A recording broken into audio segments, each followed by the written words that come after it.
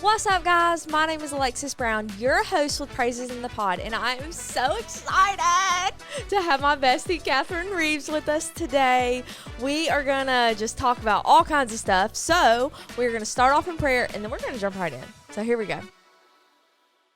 Lord, Heavenly Father, thank you for today. Thank you for all your many blessings, dear God.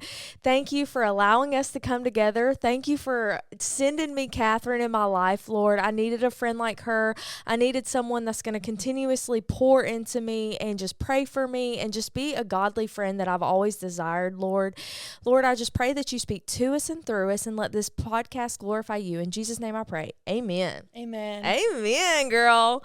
I'm so excited. And I'm sure people are like, oh, that's Catherine. That's the girl. That's Catherine. Because I always talk about you. Always talk. And then people are probably like, who is she? You know? And Yeah. here you are. So. Finally making my appearance. Yes.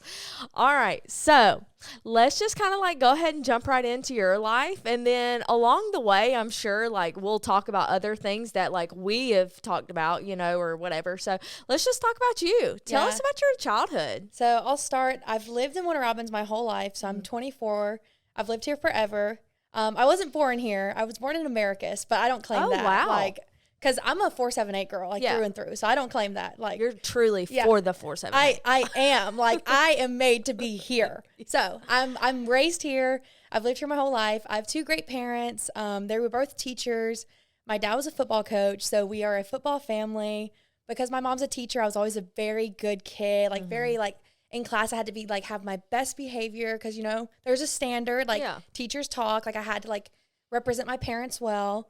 I have 4 siblings. One is not biological, but if you know me, like I always say I have 2 older sisters and 2 little brothers, like, cause we're on like year 13 now of saying that. So like she is like our family, but yeah, so I'm like that middle child, like kind of forgotten about sometimes, like I think of in my head, like growing up and stuff like that. And you and your mom are literally best friends. Now but, it's different. Yeah. It's growing up though. Yeah, growing up though, like because when you do have so many different people and parts and everything's playing, like you sometimes do feel like kind of like the forgotten child when there's so many of you.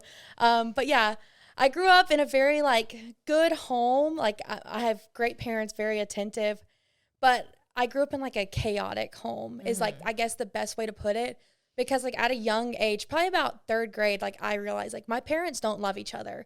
Like I remember in 4th grade, like just being like, I wish they would divorce. Like I wish they would just separate so badly just because they were always fighting and they were after each other. And I don't know, it was just like the thought of like like somebody in my ministry, even a middle schooler. Oh, I guess I'm jumping ahead a little bit. It's okay. It's okay. But like the thought of like one of my middle schoolers telling me like they want their parents to be divorced is just so heartbreaking. So it really is sad like looking back and at a young age too, because you're saying like 3rd grade. Yeah. I mean, that's really young to like audibly like remember arguing and all that stuff. Like that's hard. And like they had things in their life, like they had a lot of things happen, like death, emotional things. I had 2 little twin brothers that passed away, and that just kind of snowballed. I don't want to like share much about them. Like they have an amazing testimony. Like their story's amazing. I'm just kind of sharing from like my point of view and like how I saw things.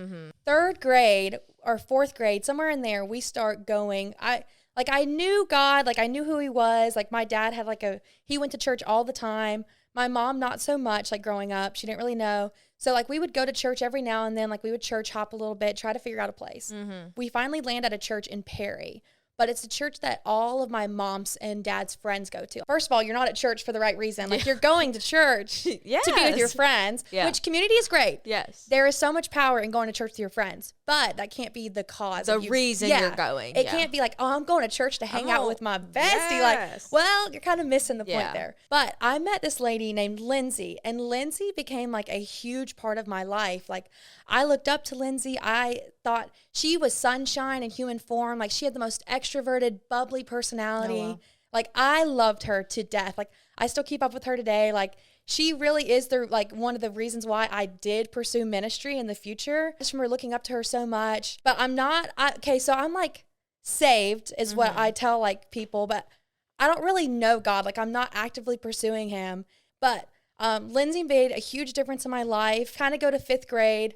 And my parents are finally splitting, like, And you're like, and yes, literally, like I'm hyped. That's heartbreaking, but at the same time, yes. Yeah, because I'm just like, I mean, it's hard to be in a household like where people like they don't like each other. Yeah. Like nobody wants to live like that. Me and my mom and all of us other kids, we moved into my grandparents' home in Macon. That was tough. I didn't have my own room or anything. Like, like driving 30 minutes to school like things like that. And then I found out Lindsay had been dating this guy. They got engaged, and Lindsay told all of us that she would be moving because her and her husband were going to start a new church.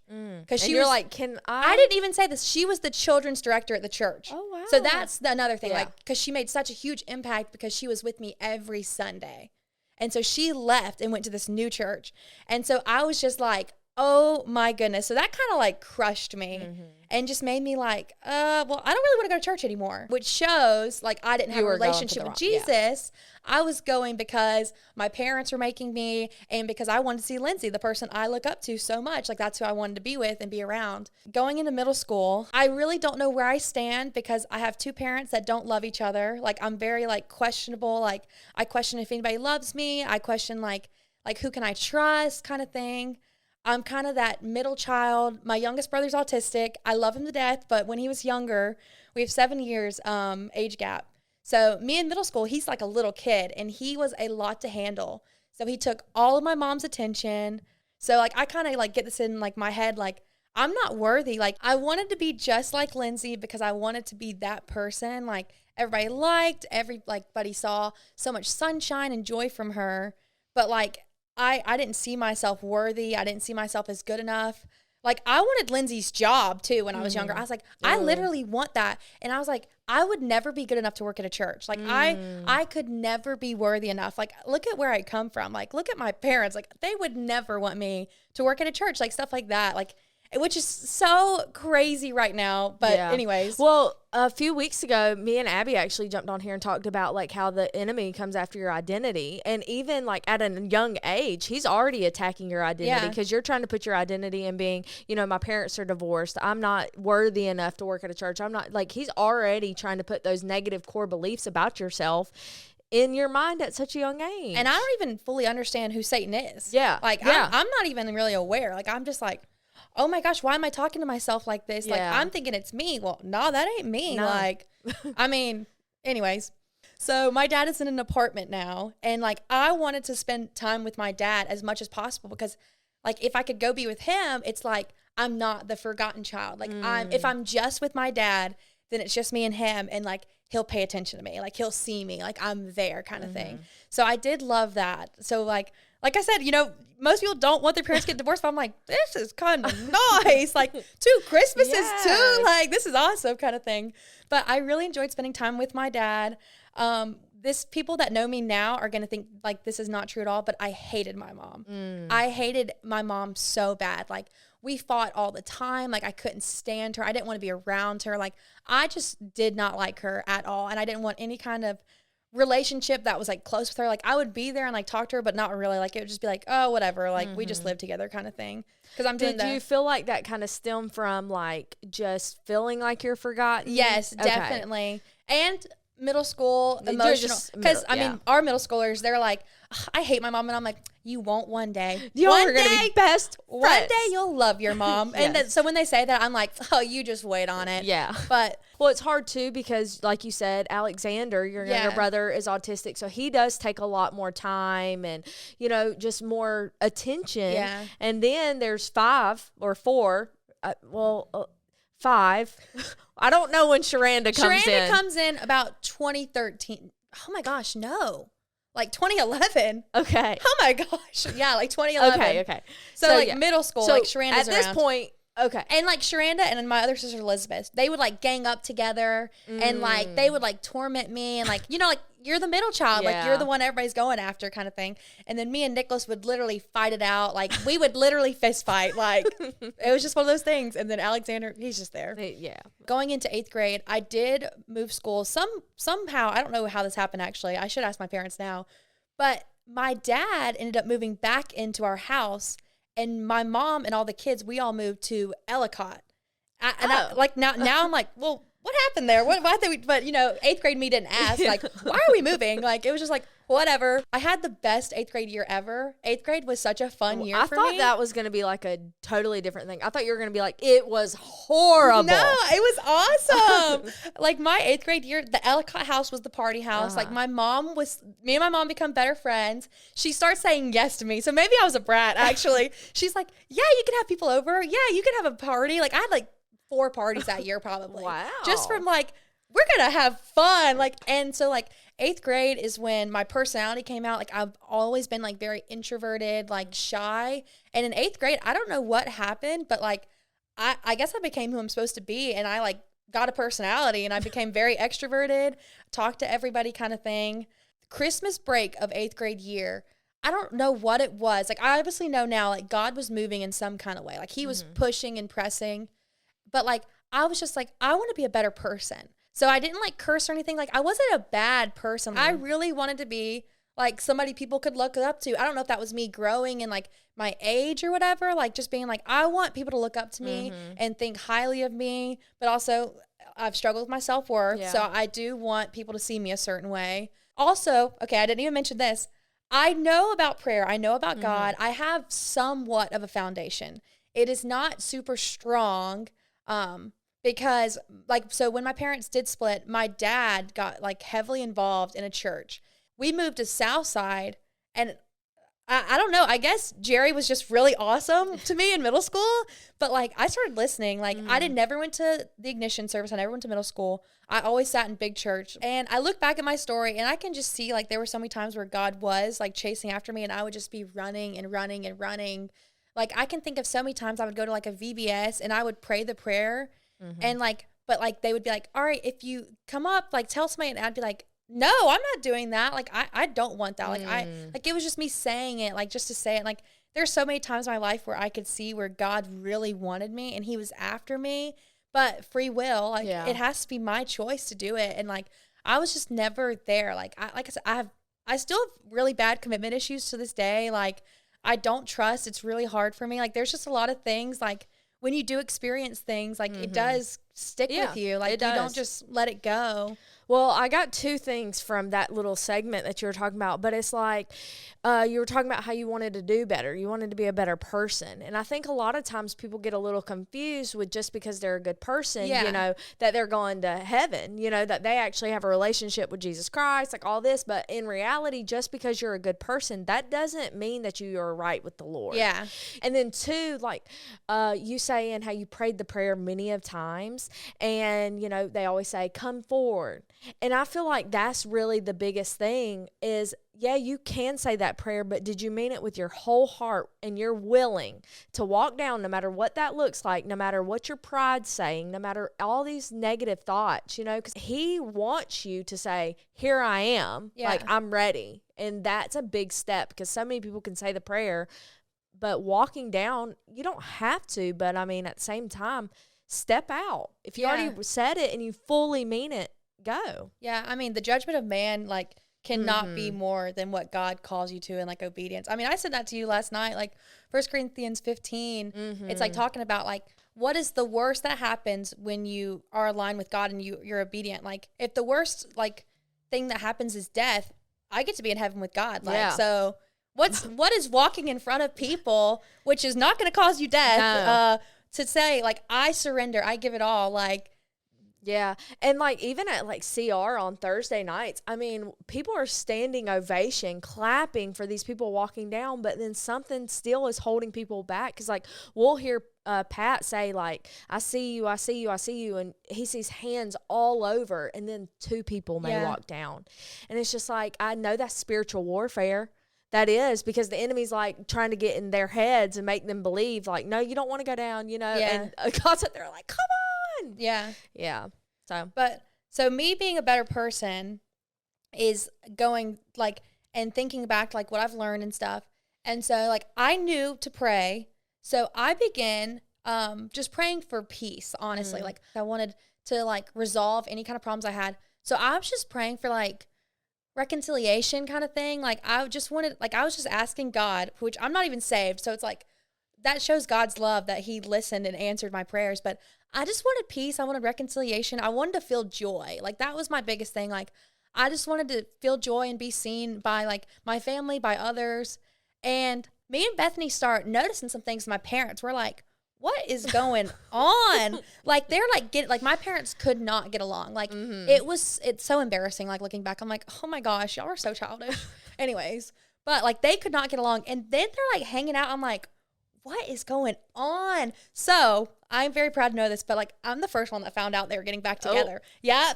I just kept on. I had to like keep on watching. I was like, I know something is happening. So not necessarily praying that my parents would get back together, but praying for reconciliation and like peace in my life. No matter what that looked like, you just wanted that. I just wanted that. Like, I just wanted to have a happy home kind of thing. Like, and my parents ended up getting back together. So my 9th grade year starting, I am high on life. Yeah. Life is great. Just feeling good. Yes, I feel so good. Like, I'm a great person.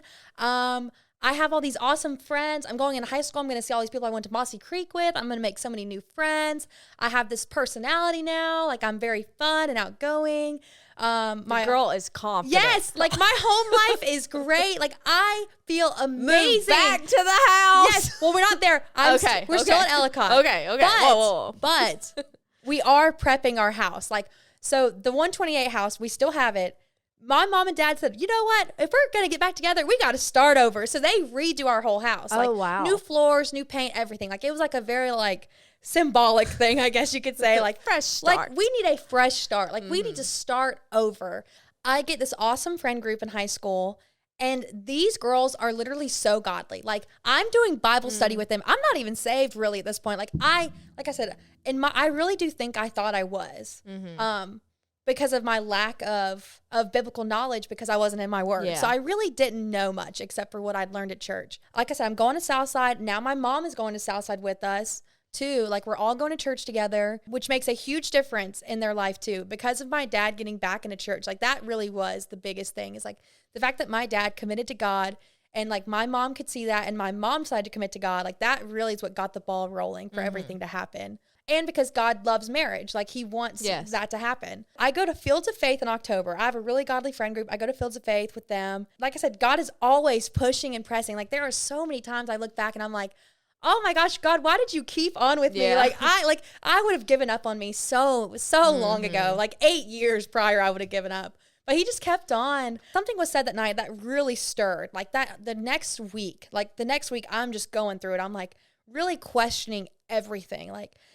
This is when I'm like at the point where I'm like, I am not saved. Like, it finally, because I was like, being a good person does not mean you're a Christian. Like, because I'm a good person does not mean I'm going to heaven. Like, this was a really tough reality for me to like hit, like, and I keep on. And so I literally get saved. Like, I don't even know, I guess in my room, like a week later. Oh, wow. Kind of thing. Was it kind of like by yourself? Yeah. Like, wow. I'm alone. Like, and like just kind of giving it to God. Like, I know, like, I'm not saved. So that is when, like, I guess you could officially say I get saved, but like, that is not the start of like my journey with God. Like, that, my journey with God began a long time ago, because like I said, I could always feel him running after me. But, you know, my life didn't become perfect there. Like, I still struggled. I mean, fast forward, like, I start serving in church. Like, I do kids ministry. I love it. Absolutely adore it. I do it with all my friends too. So that makes it even better.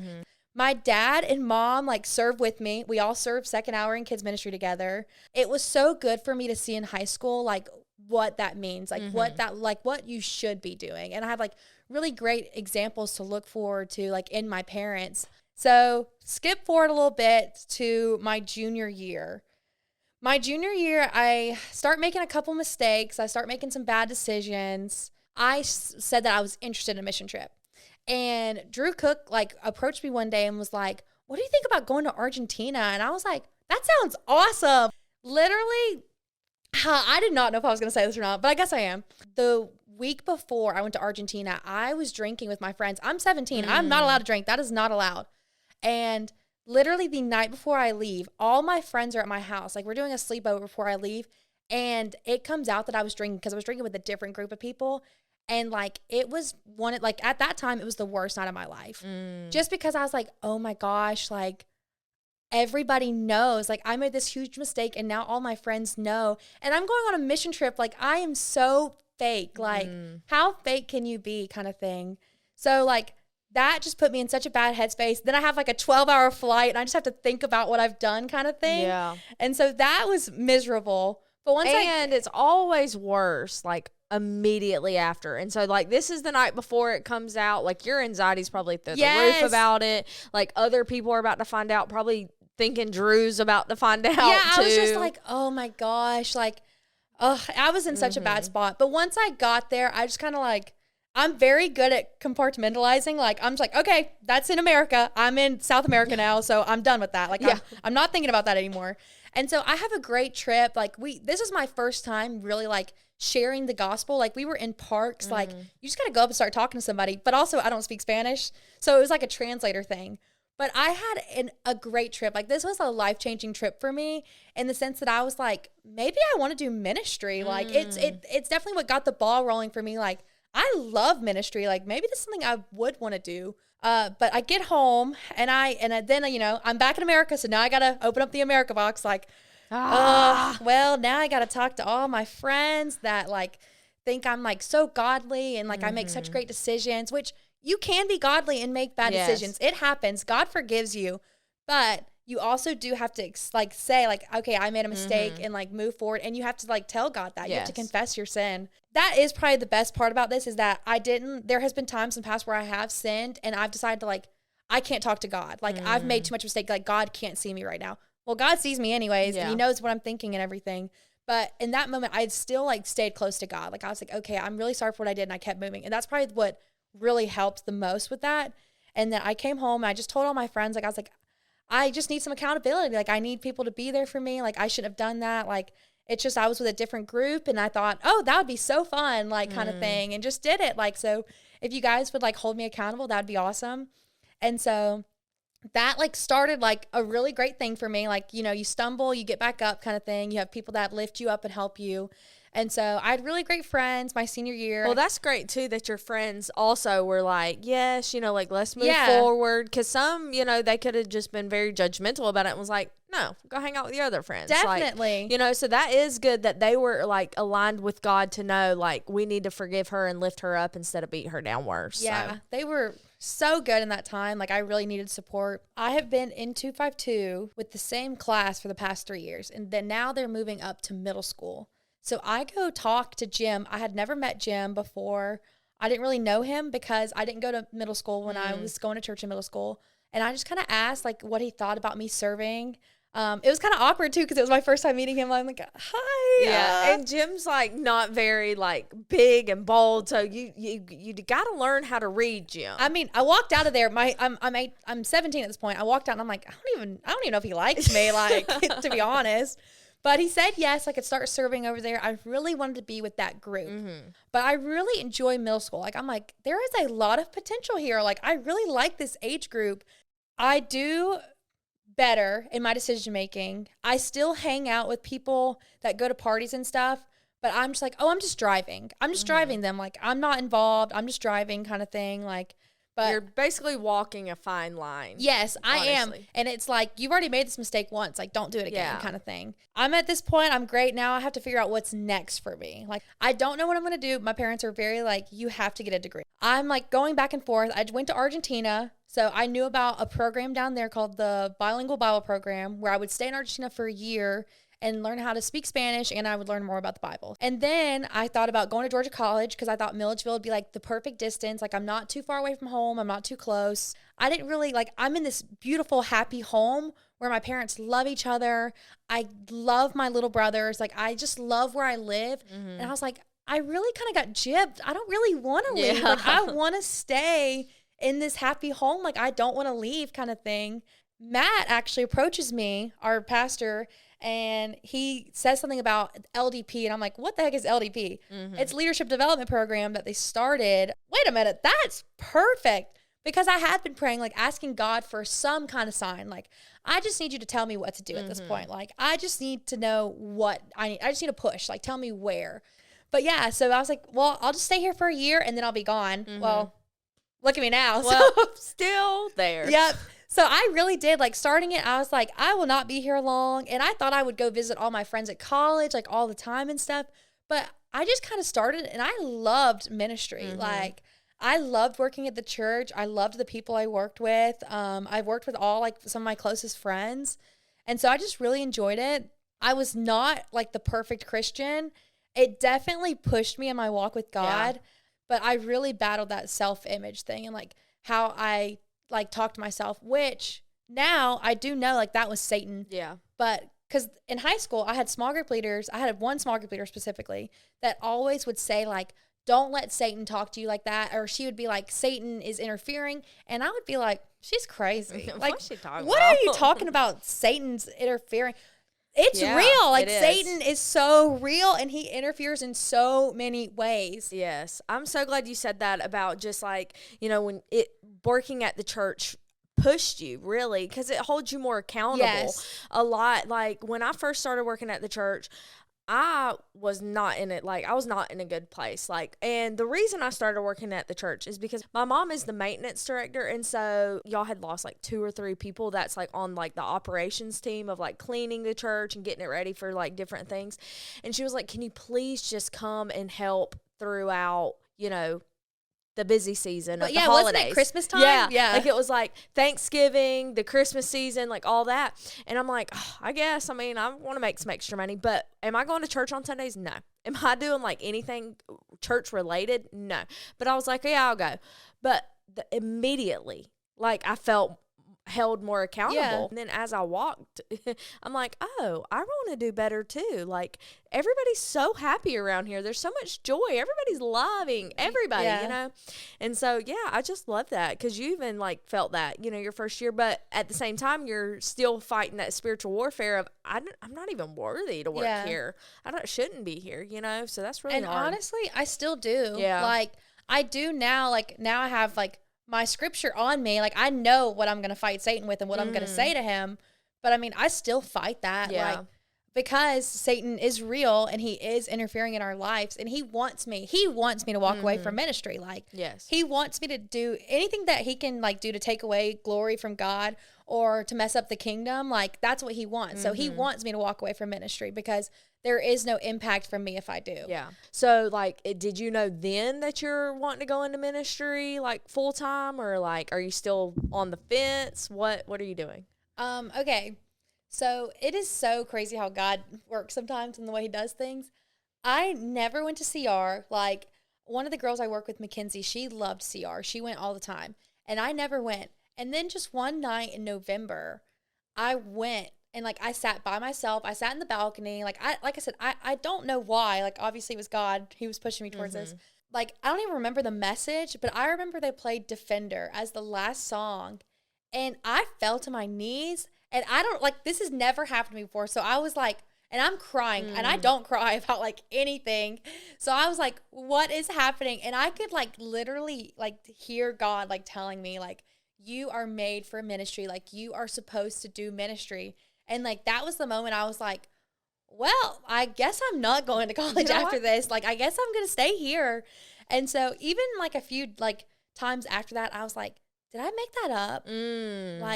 Like trying to talk myself like out of God's will kind of thing. Like I didn't want to work at the church because I'm worldly. I can admit it. And I like money. I like buying myself nice things. So I was like, I do not want to work at the church and be broke the rest of my life. Like that sucks.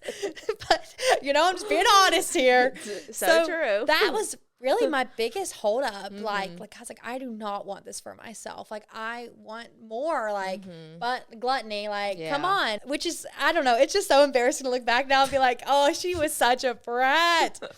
And still is. I was going to be like, girl, you still complain about that. Still is. You still struggle with this. Sometimes God just kind of like hit me with it. Like, girl, be quiet.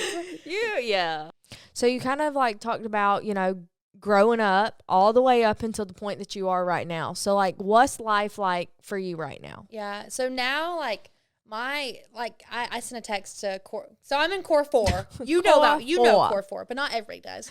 Core 4 is our friend group. We have 2 other friends in our group, but I sent in core 4 the other day, like every day with Jesus just gets better and better. Like I just can't even imagine, because if you had asked me 3 years ago, like post-COVID, I thought I was in the best relationship with Jesus that I would ever have. Like, I was like, how can it get better than this? Now I'm like, how can it get better than this? And I'm like, imagine in 10 years, imagine when I'm like 60, like, how can it be better than this? And truly every day with Jesus just gets better and better. Like, I don't even know how to describe it, but like, I could read the same verse, like, every day of the week, and like something new will come from it. And like, I'll see God like show me different things and like show me how much he loves me in so many different ways. And I'm just like, how does it get better than this? But I know it will, because I've seen how he moves in my life and how it has. But this week when I've done like other recordings and stuff, it's just so crazy. You know, even sitting down with like a 70-year-old woman that's been walking faithfully for 50 years, and like she still is like, I learn something new every day. Yeah. God reveals something else to me every day. Like, and to a baby Christian that's only been walking this life for 2 years, like, it's just such an inspiration to see those people that have been walking so faithfully, and they continuously say that life just gets better with Jesus. You know? Really does. Oh, it really does. Like, I mean, I'm only at 10 years of being saved. Like I said, like, this is like my whole like story, like God chasing after me, like me telling myself, Satan telling me like all these things like about I'm not good enough. And I'm like, dude, I've only been saved for 10 years and I've been working at the church for 6 years now. Like, what in the world? Like, if you would have told 9-year-old Catherine, like, this, like, she would have never believed you. Like, she would have said, like, you're not good enough. Like, there's no way they would ever want you, like, that anybody would ever want you to work at the church. Like, you are not good enough. But my quiet time is awesome. It's not consistent like it's consistent every day. It happens every day. Let me rephrase. Whoa. Even if I am slap dead tired, I'm gonna make time for Jesus. Like, it's just something you have to prioritize, because it is so easy to get out of this. Like, and I mean, he gave up everything for me. I can't give up 15, 30 minutes for him. Like, it's literally nothing in the grand scheme of things. You have 24 hours in a day. You can hang out with Jesus for 30. Yeah. I want to be with God. Like, I want to see what's up, kind of thing. So well, that's what I love to think of it as. Like, I crave to be in his presence. Like, once you've truly sat in his presence, like, you crave that. Like, you want to talk to him. You want to hear from him. Like, I just love that. And that's one of the things that you just keep going, because you just love being with your friends. Yeah. You love being with your friends. You love being with him. Yeah. Like, he's the ultimate friend. And then when your friends love being with him, and you all hang out together. Exactly. Exactly. Yeah. You get it. Yeah. So I'm in a really good spot. There are things I struggle with. Like I said, I do still have a lot of trust issues. I have a lot of commitment issues. Like, I don't let people in. Like, I struggle, but I do have a lot of peace knowing that, like, I can trust God. And like, I even texted you guys, like, I had a huge breakthrough with God the other night. Like, and that sounds so crazy to say, but like, I just pray that like I have those for the rest of my life. Like, that is like a moment I can keep on having, like a moment where I'm like, okay, I gotta give this to God. Like, I cannot carry this anymore. Like, I can't do it. Like, it's causing me too much stress. Like, I just can't. You know, like, speaking of breakthroughs, like, my whole life, when I look back at my life, like, I knew God was always knocking at my door. He was always trying to, you know, get my attention and stuff like that. But I guess, like, starting with the fall, like, in that November when I busted my lip open, that was, you know, a turning point for me to become a yes person. I remember, like, one of the first conversations we had, I'm like, I just want to say yes to everything. Like, if someone asks me to do something, yes. Dance on stage. Yeah. Like, I'm just going to do whatever. And then that's when you, like, brought that up. And that was my breakthrough, you know, like, truly to get seen in a different light than I've ever been seen before. You, like, saw that in me. And it's just so crazy to think, like, you struggle with, like, I'm not good enough to work at the church. Like, you're saying that. And I'm like, she thought that I could go on, you know, like, to camp with them. Like, I'm not worthy of that. But like, when we take chances on people, you know, and we see people in the light that God sees people, that's when the world really begins to change. Because if you wouldn't have done that, like, I would have never truly had my breakthrough. You know, like, I could have just been I would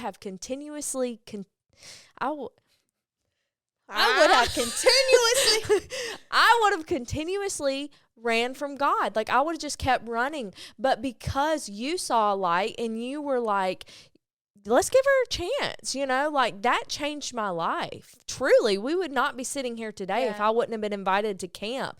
And then when you're saying that, like about you fighting this like self-image of yourself and your identity since a young girl, I'm like, oh my gosh, like it just sucks, like that we face stuff like that, because in my eyes, like you are so worthy. Like I look up to you. You're such an inspiration to me. I know I'm gonna cry, but you are, just because, like I just owe so much to you. And I know that God used you. Yeah, it's just being obedient to God. Being like, obedient, yes. And it really is crazy because, like, it's so funny, like, that moment of, like, asking you to go to camp, it changed. It means so much. And, like, it was nothing for, like, I was like, yeah, you should go to camp with us, just because I saw you had this great personality, and I knew you could pass a background check. And you know what? You could always use more people to help at camp. And I was like, you know what? You should go to camp with us. Jim's like, do you know her? And I'm like, she will be great. And then, look at us now, kind of thing. It is. It's just so crazy. And like, I talk about it all the time, but just like, how everything works together for his good if you surrender to his will. And like, truly, me saying yes took us like both on completely different paths now that kind of got us together and in his will, because now we do ministry together. Like we're best friends. We talk in a group text every day. We got 2 more gal pals, like, and it's just like, you just feel like you're really at peace with life knowing that we're doing what God has called us to do. So I've talked about like how I've struggled with self-worth and stuff, and like how I view myself, and like I was very lonely as a kid. Like I didn't like, there's this thing called like a glass child. It's like more known in like the special needs community, like the siblings of a child with special needs, like being the glass child, because like you're just looked through. And so I've kind of always felt that like about myself. And so like that didn't just disappear because I surrendered to God. Like I still struggle with that, but because I have surrendered to God, like I trust in him, and I go to him like to affirm things about who I am. Like I lean into what he says about me instead of letting Satan talk to me. And I just know there were times where I probably blamed God instead of recognizing and like seeing that was Satan. Godly community is so important. Like, I mean, that goes back to like me being in high school. Like, I don't know what I would do without Core 4, like my other best friends, or even like the guys I work with. Like they give me such great godly community, because it's really easy to sit around and talk badly about people or just be very worldly. But when people are moving in the same direction, like you're not doing those things. Yeah. And I mean, we struggle with that in our group text. Like sometimes we'll start talking about something, but then all of a sudden, like, it's like, reel it back. Reel it. Like, that Holy Spirit's working right now. I relate so much to Jonah. Like Jonah wanted to run from God so bad. Like I relate so much to that. Like I just didn't want it. Like sometimes during worship, I will just cry. Like I'm not a crier. I don't cry. But like the goodness of God just like absolutely destroys me in the best way possible. Because like I'm just, like I said, I would never expect my life to be like this. I would never think that I would be worthy enough to work at a church or like get to do ministry full time. Like what an honor. Like God chose me to do that. And he saw that in me. Like, and I wish like, it wasn't supposed to happen. This is exactly how it's supposed to happen. But I wish so badly I would have like stopped running and stopped being so stubborn, like so much earlier. But I'm very thankful for the way my life has gone. And like, I'm super excited to see how God's going to continue to use me and work in my life. Like I said, every day with Jesus just keeps getting better and better. Like it's so hard for somebody that's not living this life. Like even if you're lukewarm, like you really don't understand like what I'm saying. Like every day is better. So much better. Like, and nobody ever understands that until they actually experience it for themselves. And it's like, why wouldn't you? Like, and it's so hard to explain that to people that don't get it. Like if you would just surrender and give him all and be every day all in with Jesus, like your life would be so good. Like what about your life right now makes you think that life is just, this is the best life has to offer? You know, like if you knew without a shadow of a doubt that there's a better life on this side, why not just give it a try? Yeah. You know, like the joy and peace I feel. Yeah. It goes crazy.